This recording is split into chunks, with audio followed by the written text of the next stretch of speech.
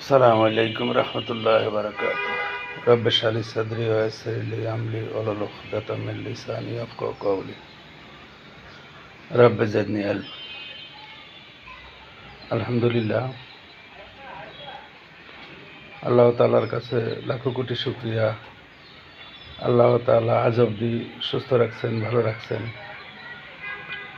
প্রিয় দর্শক শ্রোতা মণ্ডলী, আমি ইব্রাহিম খলিল। আমি দীর্ঘ প্রায় ৩১ বছর বহুমুখী পাটপণ্য নিয়ে কাজ করতেছি।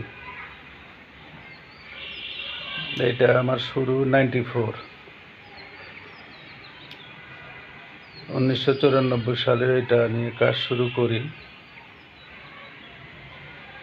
এবং আজ আমার বয়স ৬১ বছর। প্রায় জীবনের অর্ধেক সময় আমি এই বহুমুখী পাটপণ্য নিয়ে এটার নরসিংদীতে তাঁত বসানো, শনি রাখড়া, এটা ব্যাগের ফ্যাক্টরি করা এবং ওখান থেকে শুরু করা চাকরি ছেড়ে।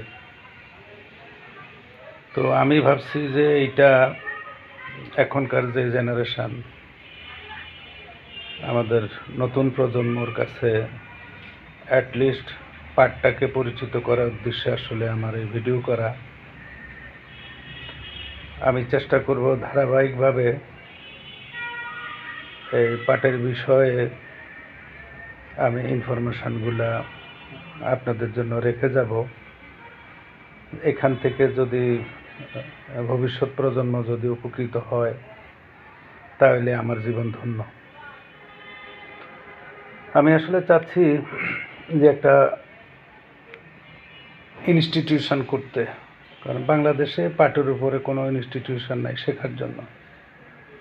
যেগুলা আছে সেগুলা পরিপূর্ণ না। পরিপূর্ণ না এই অর্থে শুধু এটা প্রোডাক্ট কীভাবে তৈরি করে, কীভাবে এটা কস্টিং করে, ওই পর্যন্ত।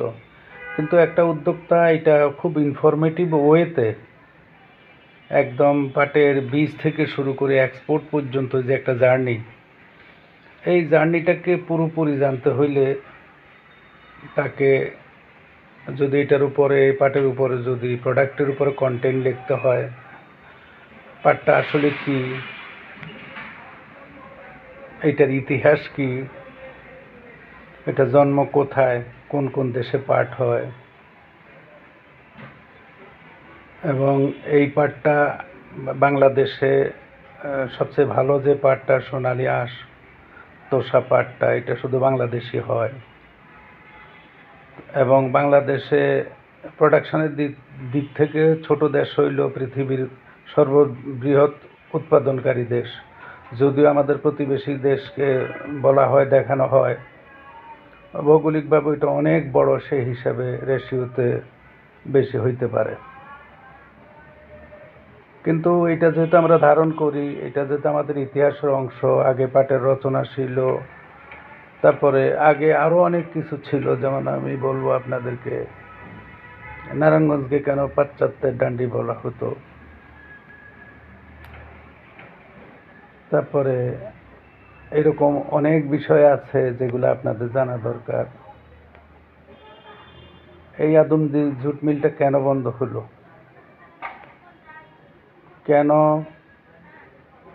পাট মন্ত্রণালয়ে থাকতে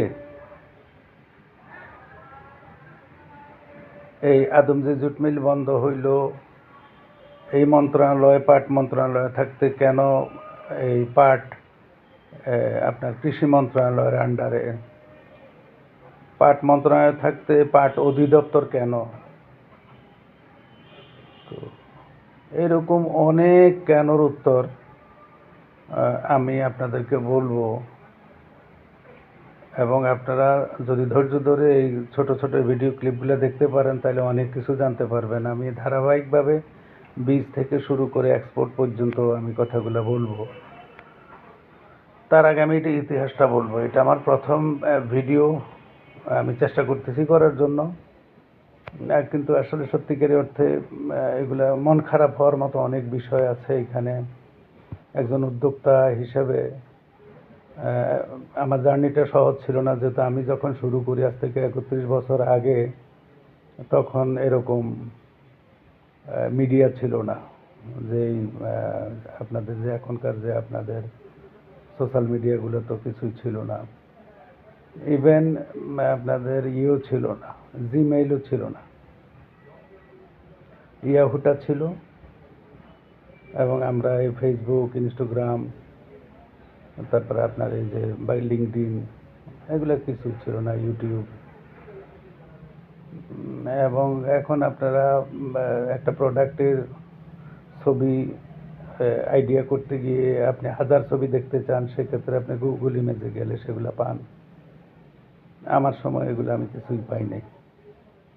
তো ওরকম একটা সময়। এবং আমার আগে যে ডাইভার্সিফাই জুট প্রোডাক্ট যেটা ছিল, সেটা ছিল পুরান ঢাকায় সবুজ এবং লাল রঙের কটকটা একটা ব্যাগ। এটা বাজার ব্যাগের মতো বড় সাইজ। এটা বেতের হ্যান্ডেলওয়ালা। নিশ্চয়ই যারা আগের মানুষ তারা বুঝতে পারতেছেন। এটাই ছিল তখন জুটের ডাইভার্সিফিকেশন। আর যা ছিল সব ছিল ট্রেডিশনাল থালা বস্তা, দড়ি, তারপরে সিকা, পাপোশ ইত্যাদি ছিল। এখন 282টা জানা মতো, অজানা তো আরও অনেক প্রোডাক্ট আছে, হোম ডেকর, লাইফস্টাইল। তারপরে এটা এখন বিভিন্ন ধরনের বিমানের ইন্টেরিয়রে, ভলভো কারের ইন্টেরিয়রও এখন ব্যবহার করার কারণ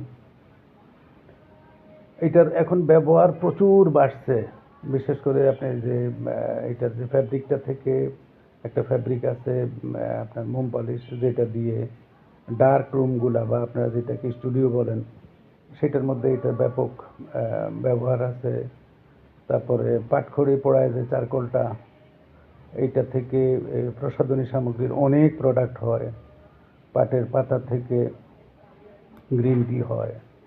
আমাদের ডক্টর মোবারক যেটা সাকসেসফুলি আসতে পারে নাই, এটা ফান্ডিংয়ের কারণে হোক, যেহেতু উনি আসলে বিজ্ঞানী, ওনার যে পরিমাণ ওনার আসলে দরকার, সাপোর্ট দরকার ছিল, সে পরিমাণ সাপোর্ট ওনার কথা, ওনার সাথে যখন কথা বলছি তখন বুঝতে পারছি যে উনি পান নাই।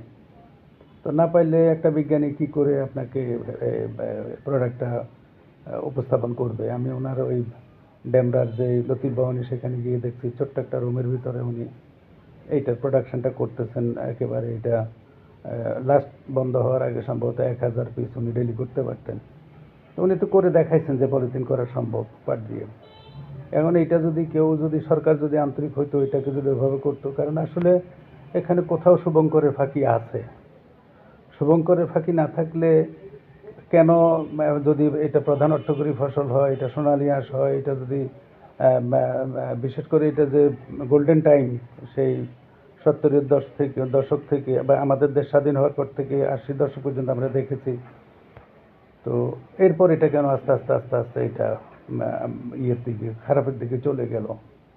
তো এই বিষয়গুলো নিয়ে আমি একদম খোলামেলা কথা বলবো। আপনারা যারা পার্টির বিষয়ে জানতে চান তারা জানতে পারবেন। এটা আসলে বড় করে ভিডিও করলে পরে সমস্যা হইলো এটা আপলোড দেওয়া যায় না। এবং আপনারা ওই যে টিকটক দেখতে দেখতে, ছোট ছোট ক্লিপ দেখতে দেখতে, রিল দেখতে দেখতে এখন বড় কিছুই আপনাদের কাছে এখন আর যায় না।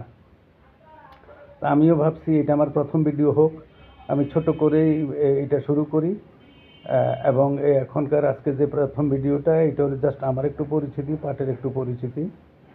তো এবং এই সর্বনাশার কারণ কি, যে যেটা থেকে আসলে বাংলাদেশের চেহারাই বদলে যাওয়ার কথা ছিল, তো সেটা কেন হলো না, এই বিষয়গুলি নিয়ে কথা বলবো ইনশাআল্লাহ। আপনারা সবাই ভালো থাকবেন এবং রেগুলার দেখতে থাকবেন। আমি এটা আমার ইউটিউব চ্যানেল জুট ইব্রাহিম, সেখানে আপলোড দিব।